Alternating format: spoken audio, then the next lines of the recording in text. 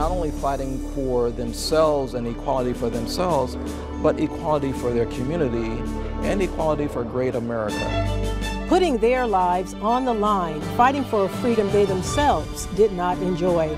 African Americans did this for America long before America recognized them as equals. I went in a tightly regulated, segregated society and came out with that same condition. From the Revolutionary War to the presidency of the United States, trying to negotiate. African American contributions are an intricate part of American history. Here we have an example of remarkable people. In 1976, the United States started celebrating Black History Month. We're soldiers in the battle for freedom that still goes on today. We continue to celebrate, even though some parts of that history remain hidden. Good evening, I'm Terra Brantley. Tonight's special, Indiana's Hidden History, is brought to you by the Cuesta Education Foundation, helping people further their education and training and helping employers invest in developing the talent they need. This evening, we invite you to join WANE-TV's celebration of Black History Month as we take you across Indiana and go beyond the traditional history books to acknowledge the achievements of African American trailblazers right here in the Hoosier State, an unveiling of Indiana's hidden history. Now, from WANE-TV, Indiana's hidden history, honoring the celebration of Black History Month. Here's your host, Terra Brantley. Here at the Allen County Public Library, you can find a wealth of historical information, such as the year that Indiana became a state, 1816. But what you won't find is the story of an African-American woman who, during that same year, fought to end her enslavement in Indiana and won, setting a precedent for the entire state. The hidden history of Polly Strong began in Vincennes, Indiana. It is now taught at Vincennes University. Mike Tank has her story. We have a state-based constitution and we have a federal law. The legal studies class at Vincennes University prepares students for future careers as paralegals. Part of their education includes a look back in time. Has anyone ever heard of Polly v. LaSalle? And at all the history classes I had, this is never brought up. Student Carrie L. Shaw is not alone. Most Hoosiers have never heard of Polly Strong or the role she played in the state's history. Polly was a second-generation slave. Her mother had been a slave. Professor Vanessa Purdom shares Polly's story and how abolitionist lawyers helped her fight for her freedom from Vincennes innkeeper Hyacinth LaSalle. Many people feel that Indiana is ultra-conservative, but here we have an example of remarkable people that were very courageous in making sure that the fundamental rights of all citizens were available. The Vincennes Library now holds many of the original court papers from the court case Polly versus LaSalle. The documents reveal the Knox County Circuit Court first ruled in favor of the innkeeper. The case was then appealed to the state's highest court. The state Supreme Court ruled that the state constitution is quite clear, no slavery or involuntary servitude, therefore Polly is free, and by extension that meant that all of the slaves could no longer be held. Historian Richard Day says little is known of what happened to Polly Strong. Records show she was baptized at St. Francis Xavier Church around the time her case was filed. The Indiana Historical Bureau reports just one mention of her in a state newspaper after the court decision. We may not know how her life progressed, but we do know her legacy lives on. It's an ongoing struggle, and we can hark back to these people like Polly Strong that were soldiers in the battle for freedom that still goes on today. The Polly Strong case did not end racism or discrimination against African Americans in Indiana, but it did establish that freedom for all would be a fundamental right. Fighting for that freedom put many people's lives on the line, regardless of race. When America entered into World War II, racial lines were still clearly divided, but that didn't stop African Americans from making major contributions to the war. You were seasick, you were throwing up, and then you were running across 1,000 foot of machine gun fire like at Normandy. So the reputation of the boat was fine, but you knew where it was taking you. It was taking you to hell, pretty much, hell on earth. They were the little boats that left a huge imprint. The Higgins boat, designed to get a small group of troops, 36 strong, to shore, where their fate often awaited them. They were paired with the Evansville-built LSTs, including our own LST 325. We had 2 davits on our vessel, 2 Higgins boats, but there were those who had 4 and even 6. Made of mostly wood, the story behind how these landing marvels were built for action with the much bigger LSTs is a testament to a man named Andrew Jackson Higgins. He desperately needed workers to build what would be a contingent of more than 23,000 boats bearing his name. He looked past the color of his workers' skin. African Americans made up a significant regiment of the labor force. The same was true in Evansville's war machine effort. You had the women and you had the black people. Anybody that could pitched in, got jobs, and as far as I know, they were all paid, the same wage. Higgins was the first company, the first enterprise in New Orleans to fully integrate too. The clock was ticking. Time was so precious. The Higgins boats could get closer to shore during key invasions, including Normandy and Sicily.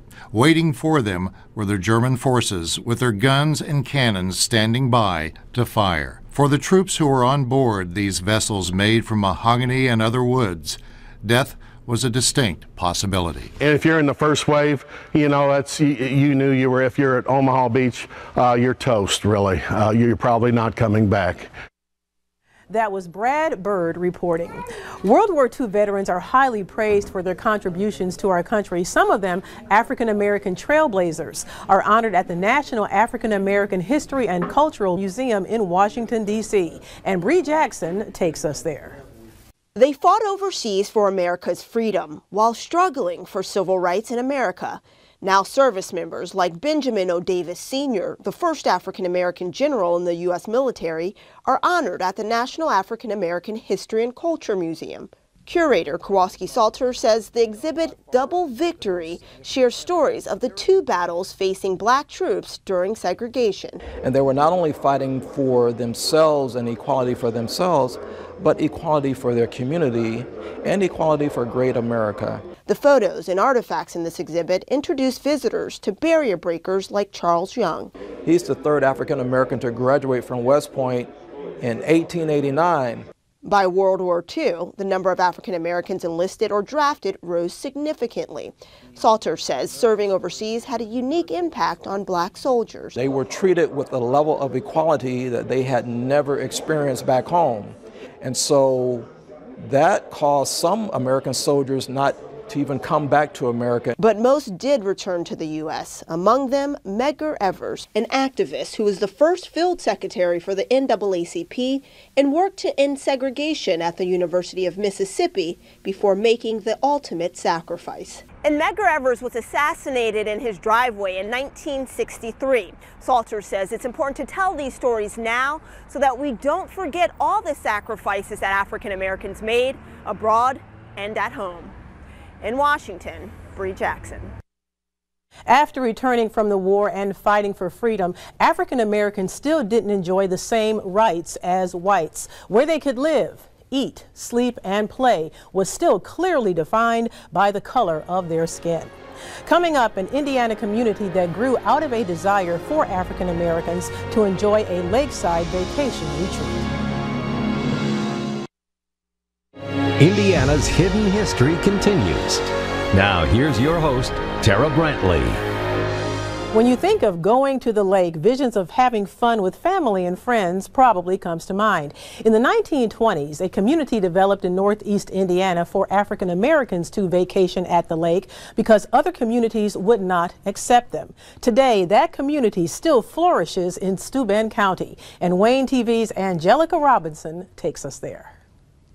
This is Wilson Drive, the main artery through the heart of Fox Lake, and it has a special place in the hearts of African American Hoosiers. It's a dedication to Carl Wilson Sr. and his wife, who helped create a sanctuary of sorts for black people near and far. They say home is where the heart is, and along the banks of this hidden gem in Angola, the heart of these homes lies in their history. You know, every time we go there, we drive down Wilson Drive, and Wilson is the family name, so that's very, I mean, you just feel like were home. Kathy Carr's grandfather, Carl Wilson Sr., is the father of Fox Lake. He built the first of 3 cottages there in the late 1920s, a community born in an era of racism and segregation. Originally, there was no other place, and African Americans were not welcome.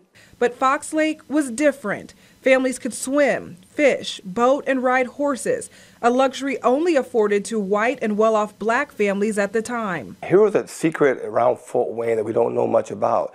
Primarily for African Americans go up to the lake. They came from Cincinnati, Detroit.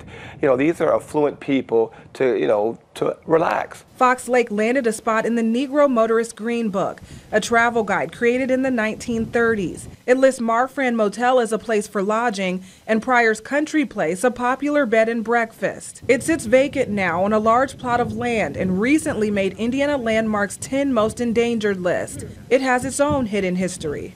Supposedly there was a distillery during the time of Prohibition down towards the lake, and the alcohol was pumped up to the house and they would invite people in there. Carol Karswassen grew up in Angola and now lives in a Fox Lake cottage. She remembers being told to avoid the area. It was an African American community, and growing up in the late 60s, 70s here, there was still kind of a off-limits, I guess you would say, approach to it. In the early 90s, the demographic began to change. The first white family bought a home here, despite resistance from residents who wanted to preserve the black heritage. But there was perhaps no one more dedicated to preserving it than Carl Wilson Jr. Wilson and his wife Gloria bought a cottage overlooking the 3 original cottages built by his father. He became a historian of sorts. I mean, oh my goodness, like he bought, of course, Tuskegee Airmen up there, the reenactment. He bought the Buffalo Soldiers. He bought a lady who portrayed, I think it was Harriet Tubman up there. Wilson died nearly 8 years ago, but his legacy lives on in his children and grandchildren.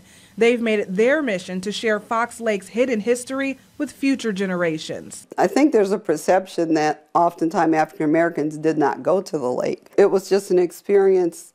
It was just a new experience and just one that you want your children to have like other children have.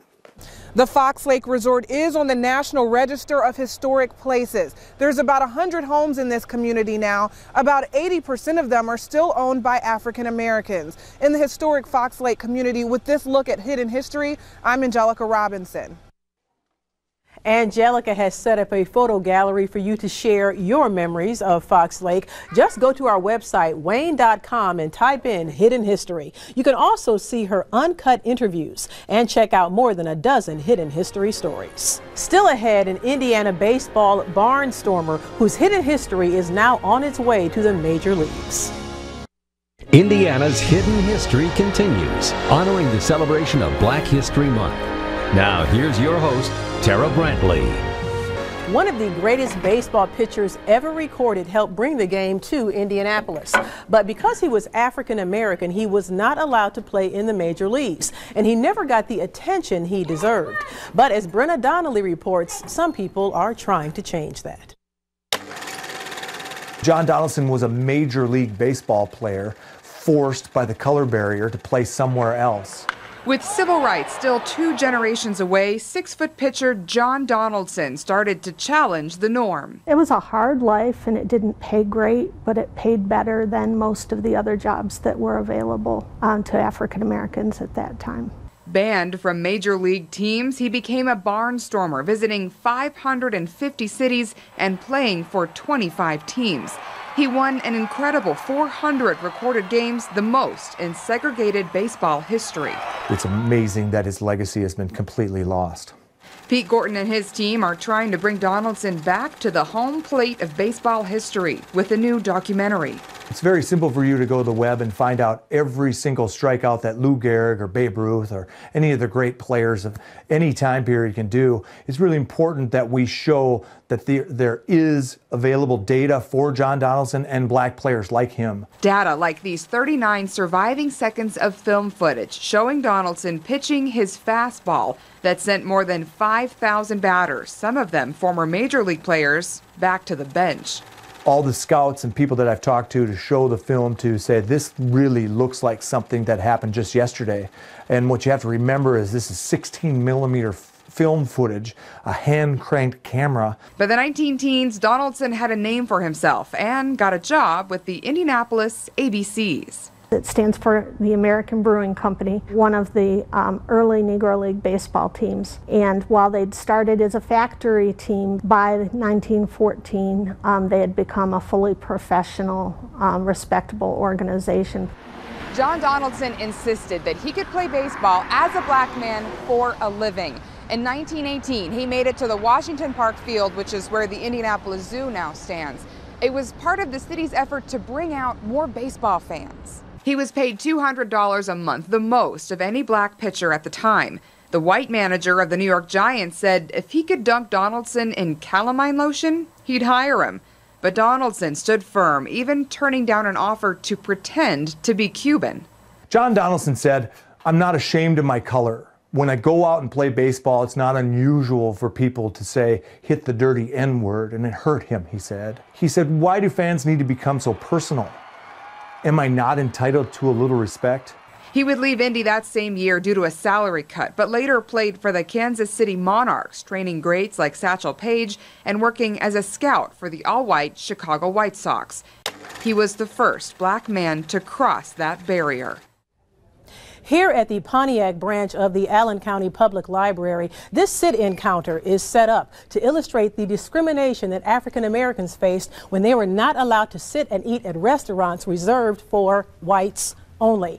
An Indiana pastor who lived this and fought for civil rights recalls his moments spent on the front lines, moments he shared with Dr. Martin Luther King Jr.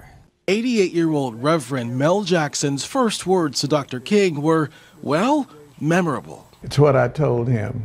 I thought he was a wimp. I thought he should be ashamed of himself, leading people to get beat upside the head and all of that sort of thing. And King was such a patient man, and he wasn't ruffled. You see, Jackson was 35 at the time and had recently gotten out of the military. Jackson left his home in Dayton, Ohio, and traveled the Midwest, organizing his own civil rights demonstrations at factories and business offices. Because black people were not in charge of hardly anything.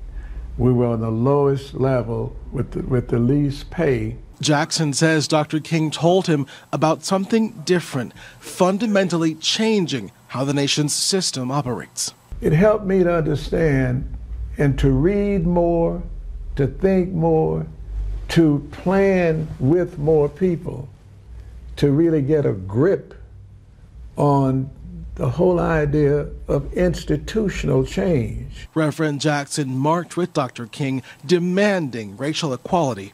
That's when Dr. King told Jackson something that completely changed his philosophy. He said, living, if a man doesn't have anything to die for, he really is not fit to live. And boy, that gripped me. He said, I'm going to die. I don't know when. He said, now I'm willing to die for people that I love. He said, Christ died for all of us. And the guy had me with tears in my eye. The rights so many fought and died for paved the way for acknowledgement of African Americans as equals. Still ahead, trailblazers from the Fort Wayne area whose legacies are now part of this website. Indiana's hidden history continues. Now here's your host, Terra Brantley. The Allen County Public Library is a gateway for opportunity and knowledge. Just recently, it helped unveil a project that showcases the accomplishments of local African Americans, and now their legacies are on this website. WANE-TV's Kposowa has the story.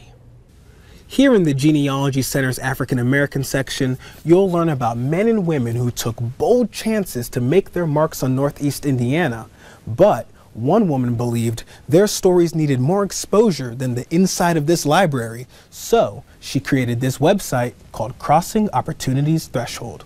A lot of us have dreams, and when I was a kid, some of the parents that talked to me, they would say their dreams were kind of squashed because they were African American. For generations, a people looked upon a closed gateway, wondering what opportunities lay on the other side.